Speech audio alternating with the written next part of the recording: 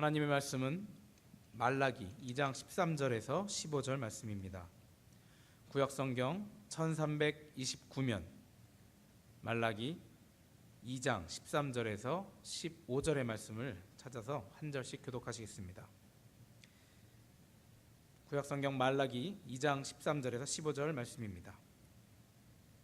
너희가 이런 일도 행하나니 곧 눈물과 울음과 탄식으로 여호와의 단을 가리우게 하도다.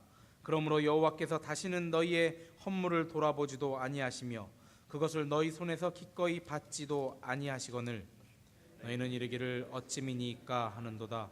이는 너와 너의 어려서 취한 아내 사이에 여호와께서 일찍이 증거하셨음을 인함이니라. 그는 내 짝이요 너와 맹약한 아내로되 내가 그에게 괴사를 행하도다. 함께 읽으시겠습니다. 여호와는 영이 유여하실지라도 오직 하나를 짓지 아니하셨느냐? 어찌하여 하나만 지으셨느냐? 이는 경건한 자손을 얻고자 하심이니라. 그러므로 내 심령을 삼가 지켜 어려서 취한 아내에게 괴사를 행치 말지니라. 아멘. 이 시간 결혼의 언약이라는 말씀으로 목사님께서 귀한 말씀 증거해 주시겠습니다. 우리 말씀 묵상하기 전에 다시 한번 기도하시겠습니다.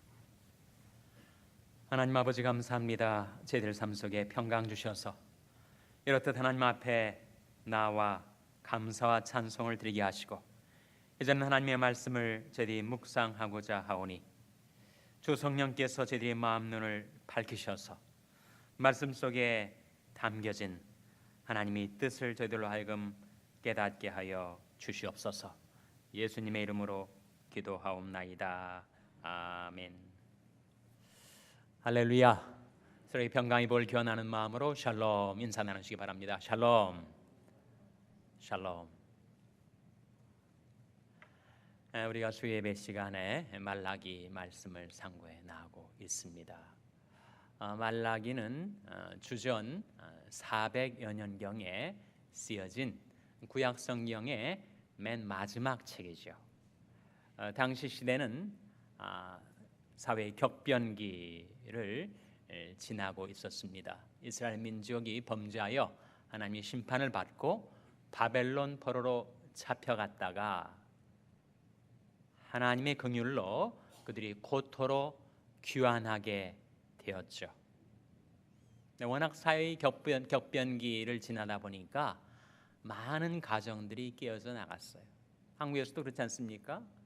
한국의 이혼율, 자살률이 OECD 나라들 중에서도 아주 높아요. OECD 나라 중에 높다는 것은 세계에서 제일 높다는 겁니다. 반면에 출산율은 또 제일 낮아요. 참 문제 아닙니까? 가정이 잘 이루어지질 않고 가정이 이루어졌다 하더라도 아이를 낳지 않고 아이를 낳아도 또 가정이 해체되고 붕괴가 되니까 사회의 건강성, 경고성이 사라지고 있는 거죠. 정말 우리가 두고 온 조국을 위해서 정치적으로뿐만 아니라 사회적으로, 문화적으로, 무엇보다 영적으로 우리 민족이 다시 하나님의 은혜와 긍휼을 힘입어서 그 건강성을 회복하고 그래서 한국 사회와 민족이 다시금 견고하게 세워질 수 있도록 우리가 기도해야 합니다. 한국 사회가 다른 나라 선진국들이 몇백 년에 걸쳐서 이루었던 그 산업 발전, 산업 성장을 소위 압축 성장이라 해서 몇십 년 만에 그것을 이루려고 하다 보니까 얼마나 한국 사회가 급속하게 변화하고 가정들이 막 해체돼 나가는 거예요. 근데 당시 말라기 시대가 바로 그랬다는 겁니다. 사회의 격변기 속에서 가정들이 무너지고 해체돼 나가는 거예요. 특별히 남자들이 이방 여자들과의 성적인 욕망에 사로잡혀 가지고 자기 아내들을 버리는 일이 비일비재하게 되었습니다. 그러니까 버림받은 여인네들이 그 울부짖는 탄식과 기도 소리가 그 제단에 하나님 앞에 계속 올려지고 있었던 것이죠. 그런데도 여전히 남자들은 마치 신앙과 생활은 분리된 것인 양 열심히 하나님 앞에 제물, 헌물을 바쳤는데 하나님께서 말씀하시기를 내가 어찌 그 헌물을 받을 수가 있겠느냐, 그런 말씀이 13절에 나오죠. 우리 한번 13절 같이 읽겠습니다. 시작. 너희가 이런 일도 행하나니 곧 눈물과 울음과 탄식으로 여호와의 단을 가리우게 하도다. 그러므로 여호와께서 다시는 너희 헌물을 돌아보지도 아니하시며 그것을 너희 손에서 기꺼이 받지도 아니하시거늘. 아무리 헌물 제물을 가져와서 하나님 앞에 바친다고 한들 하나님께서 그것을 받으실 수가 있겠는가? 그 제단에 무엇이 여호와의 단을 가리우게 하도다 그랬습니까? 눈물과 울음과 탄식. 이혼 증서만 형식적으로 한 장 써서 보내면 몇십 년을 살아왔던 자기 아내를, 조강지처를 헌신짝처럼 버린 일이 생겨나니까 버림받은 여인네들이 탄식과 울음과 눈물이 제단에서 쉴 날이 없었던 거죠.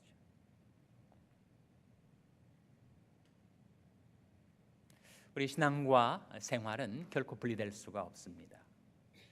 혹시 당시 유다 남정네들이 생각에 우리 이렇게 열심히 하나님 앞에 헌물도 바치고 제물도 드리니 하나님께서 우리를 받아주지 않겠는가? 신앙의 외양은 갖추었지만 생활의 실상은 너무나도 신앙과 동떨어져 있으니 그 신앙의 불일치를 하나님이 탄식하며 바라보신 것이죠. 14절 말씀해 보시면 14절 한번 같이 읽겠습니다. 시작. 너희는 이르기를 어찌 미니까 하는도다. 이는 너와 너희 어려서 취한 아내 사이에 여호와께서 일찍이 증거하셨음을 인함이니라. 그는 내 짝이요 너와 맹약한 아내로 돼 내가 그에게 괴사를 행하도다. 그것이 그들의 문제였다는 것입니다. 너와 너희 어려서 취한 아내 사이에 여호와께서 일찍이 증거를 하셨는데 그 하나님의 증거를 등 뒤로 내던져버리고 자기와 자기 아내 사이에 세웠던 맹약은 맹세의 언약을 말합니다. 결혼의 언약, 혼인 서약을 말하죠. 그래서 그것을 버리고 언약을 깨뜨리고 그리고 그 아내와 이혼을 하고 다른 여자들과 재혼을 하는 일이 무수히 생겨난 것입니다. 그래서 14절 하반절에 보시면 이런 말씀이 나오죠. 그는 내 짝이요 너와 맹약한 아내로 돼 내가 그에게 뭐를 행하도다 그랬습니까? 괴사가 뭐예요? 괴사가 바로 거짓말, 속이는 것. 요즘 미국 청춘 남녀들도 뭐 결혼을 했거나 결혼 전에 서로 데이팅을 하거나 그들이 자기와 같이 앞으로 살 상대방을 버리고 다른 남자, 다른 여자랑 놀아나는 거 뭐라고 하죠? 취링한다고 하지 않습니까? 취링. 바로 괴사입니다. 괴사.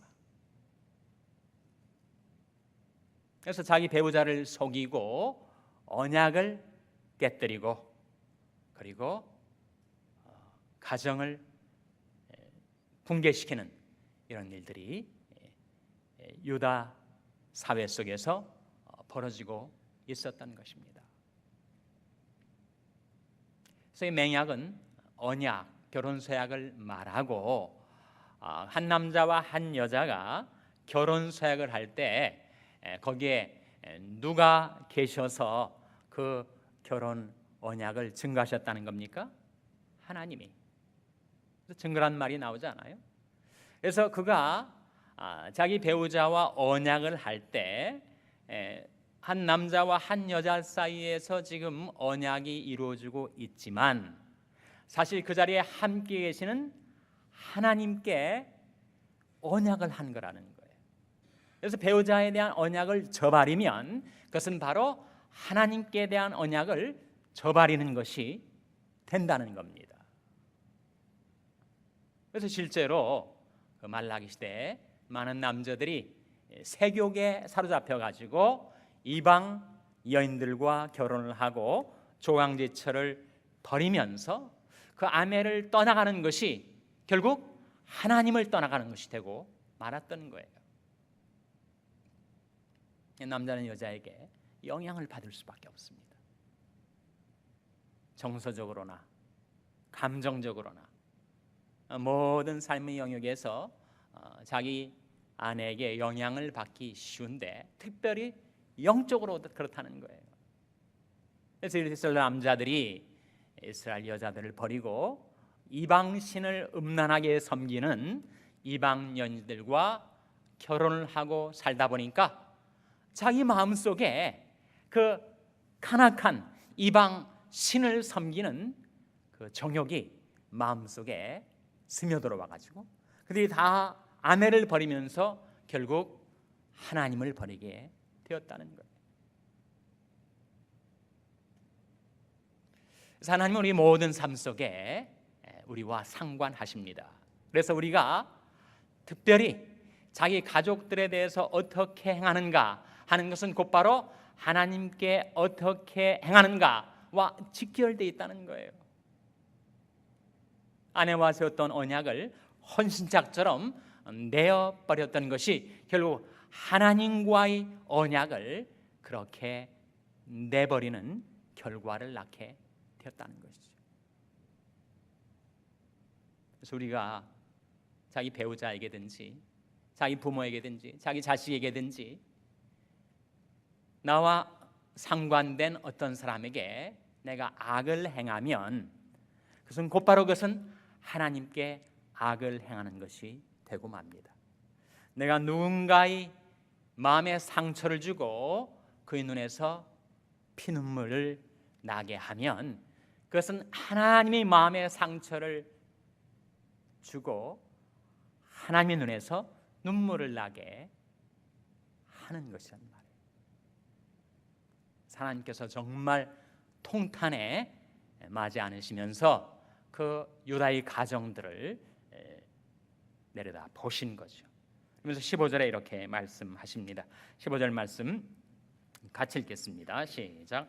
여호와는 영이 유효하실지라도 오직 하나를 짓지 아니하셨느냐? 어찌하여 하나만 지으셨느냐?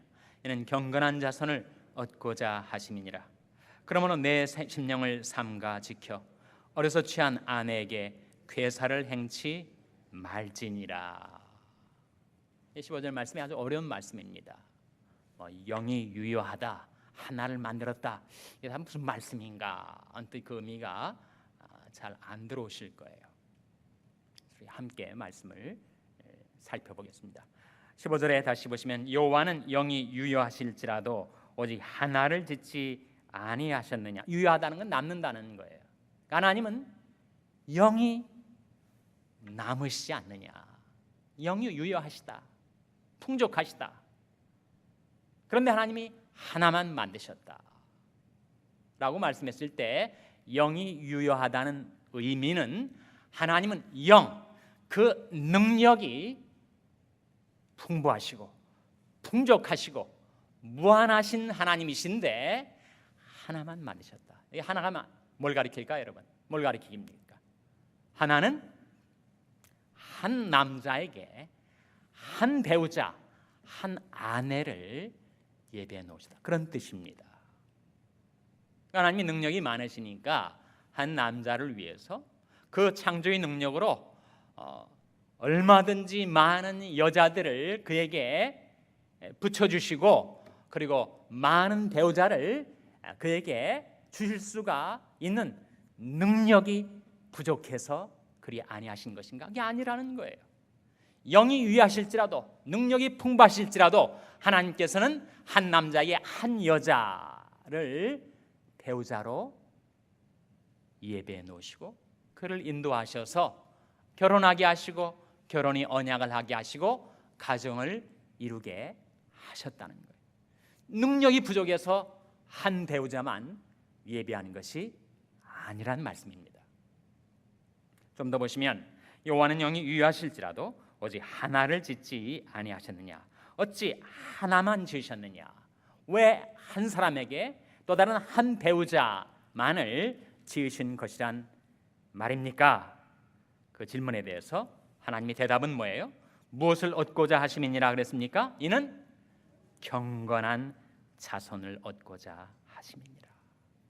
그것이 창조주 하나님이 결혼에 대한 배려요 추선이었습니다. 한 남자를 위해서 많은 자식들을 얻기 위하여 시바지처럼 여러 여성들을 그에게 붙여주는 것이 결혼에 대한 하나님의 계획과 배려가 아니었다는 거예요. 한 남자에게 한 여자를 붙여주셔서 가정을 이루게 하신 그 결혼의 의도가 무엇인가? 그것은 경건한 자손을 얻고자 함이라고 했습니다. 여러분, 남편이 바람이 나가지고 정말 말도 안 되는 70대 남자가 20대 여성과 재혼하려고 조항지차를 벌이고 이런 엉뚱한 일들이 실제로 세상에 많이 일어나고 있단 말이에요. 남자가 그렇게 되면 그 자식들이 인생이 망가지게 된다는 거예요. 아무리 그렇게 되지 않기를 바라도 남편이 바람이 나고 탈선을 하고 불화가 생기고 그 가정이 깨어져 나가는데 어떻게 자식들인들 온전할 수가 있겠는가? 한 남자가 한 여자에게 대한 진실을 지키고 언약을 지키고 우리 결혼 언약 속에 증인으로 위트니스로 하나님이 함께 계신 것을 기억하고 의지해서 자기 아내에 대해서 진실과 정절을 지키게 되면 시험 많고 유혹 많은 이 세상 속에 사랑하는 자녀들이 그 멀어졌던 마음이 다시 아베게로 돌아오고 하나님께로 돌아와서 그들이 경건한 자손들로 변화가 된다는 거예요. 만일 그렇지 않으면 경건한 자녀들도 다 불경건하게 타락되게 된다는 것입니다. 부모가, 특별히 아버지가 하나님을 경외하고 그 계명을 크게 즐거워하며 살아가면 그 후손이 땅에서 강성하게 되고 정직자의 후대가 복 있게 된다. 성경의 약속이죠. 시편 112편 1절 2절 한번 보시기 바랍니다. 시편 112편 1절 2절 말씀.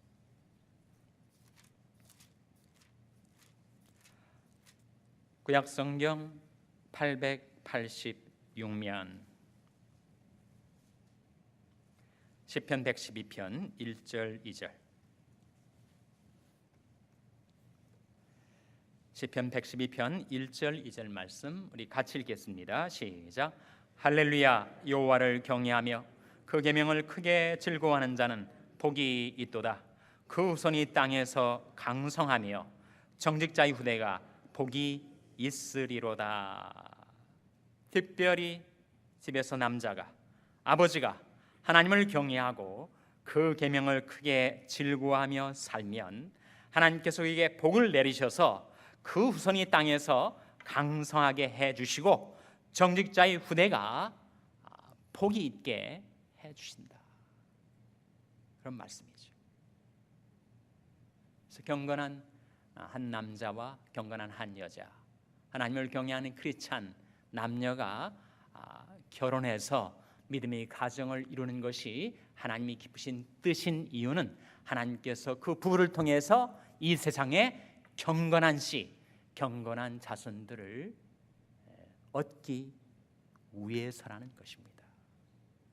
전 처음 결혼할 때부터 잘 해야 되겠지만 혹시 우리 인간이 부족과 불완전성 때문에 이상적인 크리스찬의 남녀 결합이 혹 못 이루어졌다 할지라도 깨닫고 회개하고 돌이켜서 남자가 하나님을 경외하고 그 계명을 지켜 살면 그 자녀들이 경건한 자녀들로 변화되고 회개하고 그래서 그들이 하나님의 복을 받아 살 수 있게 된다는 거예요.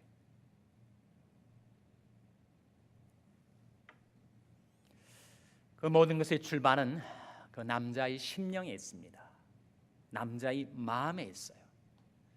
잠언 4장 23절 말씀에 무릇 지킬 만한 것보다 더욱 내 마음을 지키라. 무엇이 여기서 난다고요? 생명의 근원이 이에서 남이니라. 남자의 마음, 그것이 출발이요 시작이라는 겁니다. 거기서 잘못되면 줄줄이 잘못되는 것이고 거기에서 자기 마음을 지키면 그 가정이 보존이 되고 그 자식들이 하나님의 복을 받아 살 수 있게 된다는 거예요. 그래서 15절 하반절에 보시면 하나님께서 그 가정의 남편들에게 아버지들에게 이걸 지키라 그런 말씀이 나오죠. 발견해 보시기 바랍니다. 말라기서 2장 15절 말씀에 무엇을 지키라 그런 말씀이 나오는지 한번 주목해 보시기 바랍니다. 뭘 지키라고 했습니까? 그러므로 내 무엇을 삼가 지켜라고 했습니까? 내 심령을 삼가 지키라. 이 심령이 무엇입니까? 이 심령이 바로 마음입니다. 무릇 지킬 만한 것보다 더욱 내 마음을 지키라.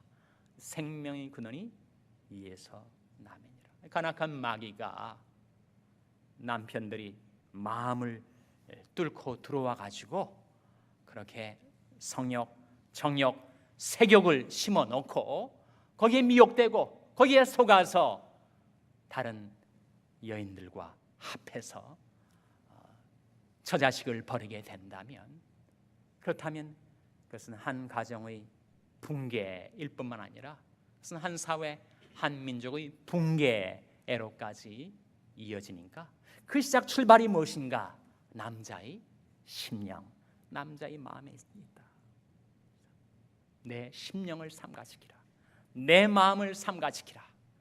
그리고 하나님이 증인이 되시고 하나님 앞에서 세운 그 언약의 자기 아내에게 무엇을 행치 말라 그랬습니까? 뭘 행치 말라고요? 괴사를 행치 말라. 추링하지 말라. 속이지 말라. 하나님 앞에서 아내와 세웠던 언약은 결국 하나님과 세운 언약이니까 우리는 하나님의 약속을 의지해서 사는 자인데 그 약속을 저버리고 어떻게 그 인생이 잘 될 수가 있겠는가? 내 심령을 삼가 지켜서 결혼의 언약을 통해서 평생을 함께 살기로 한 그 아내에게 괴사를 행치 말라. 추링을 행치 말라.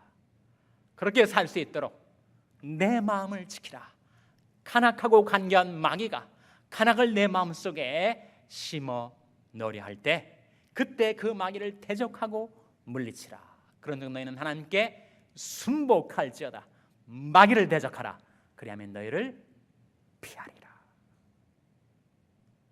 한국 사회뿐만 아니라 말라기 시대 유다 사회뿐만 아니라 이민 사회 속에서도 간악한 마귀가 우리 가정을 붕괴시키려고 해체시키려고 호시탐탐 노리면서 남자의 마음속에 간악을 가지고 두려워려 할 때 자신을 하나님께 순복시키고 마귀를 대적하여 자기 마음을 지키고 가정을 지키고 배우자를 지키고 자식들을 지켜 사는 여러분의 가정들이 되시기를 주님의 이름으로 축원합니다. 기도하시겠습니다. 아버지 하나님, 하나님의 말씀을 통하여 저희들이 심령을 지켜 살아야 할 것을, 무릇 지킬 만한 것보다 더욱 저희들이 마음을 지키며 살아야 할 것을 깨우쳐 주셨사오니, 간악한 마귀가, 간교한 마귀가 그 미혹과 속임수로 저희들이 마음에 다가올 때 자신을 하나님께 순복시키며 마귀를 대적하여 자기 심령을 지키고 가정을 지켜 살게 하여 주시옵소서. 예수님의 이름으로 기도하옵나이다. 아멘.